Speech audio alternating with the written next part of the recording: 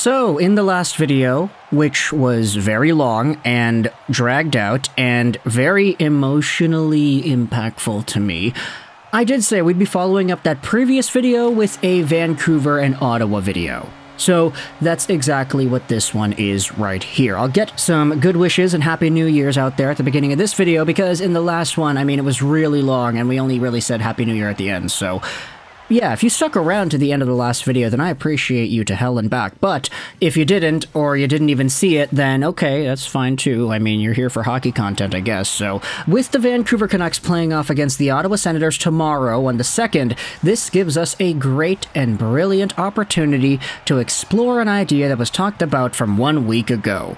Today, we are talking about more Vancouver Canucks and Andrei Kuzmenko trade ideas, as we had ourselves that article published on Canucks Army that goes over some very intriguing thoughts.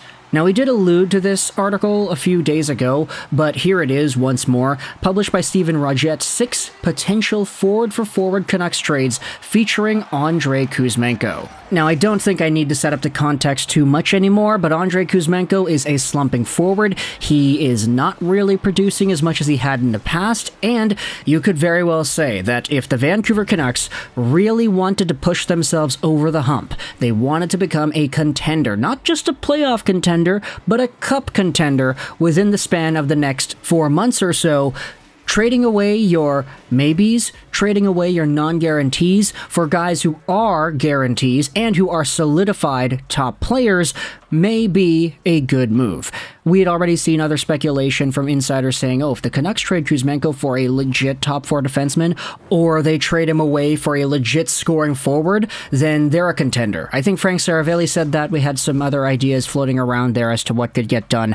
Even a few days ago, we talked about the idea of Kuzmenko and Höglander for Monahan, which I thought was terrible. But this idea is one that I like a little bit more. And of course, it's not just because the fit feels a little bit better, but because this one actually does align with what the Vancouver Canucks may want to do should they explore a Kuzmenko trade. Should they really want to get out of that contract, they really wanted to say sayonara and give up on him. Of course, that's a cynical way of looking at it, but either way, let's go over back to the article. Last time we had talked about this piece, we went over one name towards the end of the article that Steven goes out there and lists as a potential Kuzmenko trade target, Tyler Bertuzzi of the Toronto Maple Leafs. But there was another one that I actually liked a little bit more that is actually listed at the end of the article. Take a look at what the piece has to say about Ottawa Senators forward Vladimir Tarasenko, right wing, 32 years old, $5 million AAV, expiring in 2024. At the time of the article's publication, Tarasenko had 20 points in 26 games played. At the time of recording this audio, the guy is up to 22 points in 29 games played. Yes, I am pre-recording this video. He's on pace for around 61 points in 80 games, 17 goals and 44 assists is his projection, which is crazy because that would be near his career high in assists, but he's only on pace for 17 goals, which is very un-Vladimir Tarasenko-like, but it's okay because the guy has still been a pretty solid scoring player. Now, I will say there have been a few conversations I've seen by Sens fans in particular that are not too keen on Tarasenko in his play, but that's not really something that I think is within the guy's control because a lot of these Senators players have been producing and scoring points, but the team just cannot seem to string together wins. It's a very odd situation in Ottawa. I think last time we talked about them, earlier last week, it was like they were literally last in the entire Eastern Conference. It was not good. Oh, never mind, I just checked. They are still last in the entire Eastern Conference at the time I've recorded this audio. 26 points on the year in 31 games played versus the Blue Jackets who have 31 points and the Sabres who have 32. That's a pretty significant margin to be last place by.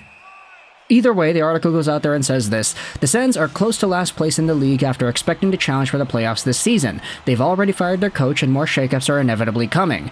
Ottawa can't really complain about Tarasenko's production after having signed him late to a single-year commitment. That said, he hasn't been the best fit either and has occasionally struggled to make it into their top 6. The Sens are not rebuilding, they're retooling. And under that mission statement, we can imagine them being very interested in adding Kuzmenko for the rest of the season and all of next season, especially with him being a left-winger by trade. Right now, the Sens are playing Tarasenko there, slightly out of position. For the Canucks, meanwhile, Tarasenko adds some serious size, experience, and shooting ability to the top 6. In this case, the Canucks would probably want something in addition to Tarasenko in exchange for Kuzmenko, but that might be amiable to the Senators. Having Kuzmenko in the fold for next season is worth more to them than the second-round pick they'd normally get back for Tarasenko as a rental. Tarasenko does have a full no-trade clause, but we can't imagine he'd turn down the move. This is a great idea, and it's one that I like not just because their last names sound the same, Kuzmenko, Tarasenko, you can make that in a rhyme, but because Vladimir Tarasenko is a guy that I think has that guarantee to being a good player and being an effective guy right now. Andrei Kuzmenko can be good, but right now he is nothing more than a work in progress. He is a maybe at this point, and if the Vancouver Canucks wanted to say, hey, our goal is to do this now, we traded for Zadorov now, we signed all these guys for the now. We're doing this because we want to capitalize on Elias Pettersson still being here. He may go next year. Who knows if he goes to Chicago, plays with Connor Bedard, whatever. Like, we have all this stuff on the table for this season. Why not trade the maybe that is Andrei Kuzmenko for the guaranteed yes that is Tarasenko? Now, sure, you'd have to move things around. You'd have to maybe fix things up with that left winger spot on the first line. But Ilya Mikheyev, spoiler alert, the guy can play both wings. At least he did in Toronto. So if you wanted to shake things up, change the left wing Tarasenko in Ottawa, put him to the right side where he's a lot more comfortable, put him with Pettersson and Mikheyev, continue that Russian connection, have more of a guaranteed scoring threat in the top six, then all of a sudden this looks like a really good Canucks squad, especially when you consider that Tarasenko was producing pretty well in a fairly limited role with the Sens. He's still on pace for 61 points, and this guy isn't even a lock in their top six. He's not even one of the top scorers on the Ottawa Senators if you go over to their roster right now. Tim Stützle, Batherson, Tkachuk, Giroux, Chychrun even, they all have more points than Tarasenko, and that's not an indictment against Vlad. It's just the circumstances as to what the Ottawa Senators have. That is their roster makeup, and if they wanted to say, okay, we need more of a fit. We need a left winger. Tarasenko isn't really fitting well on the left. We can get Kuzmenko, who is signed on till next season, and we can try to build with him from there. Grow alongside the younger player that is Andrei Kuzmenko. And that would align so heavily if the Vancouver Canucks decided that they wanted to contend right now. Tarasenko is older, yes, 32, but he's better.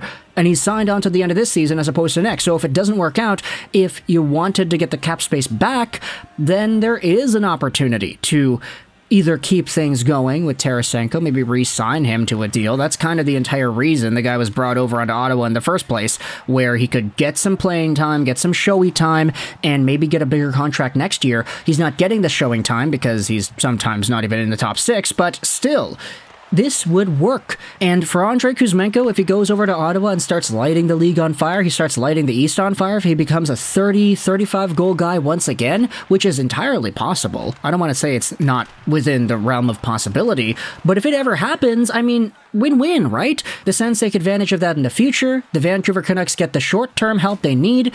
So out of all the ideas that are tossed around here in this article, I like this one the most. Of course, though, if you think the Vancouver Canucks should not be trying to go out there and make the playoffs and make the Stanley Cup Finals and win everything this year, if you don't think this is the time for them to do that, you probably hate this idea. Trading away a younger guy for an older guy who is on a shorter-term deal, who has the potential of walking away in free agency, who has the potential of declining further than what we're seeing out of Kuzmenko.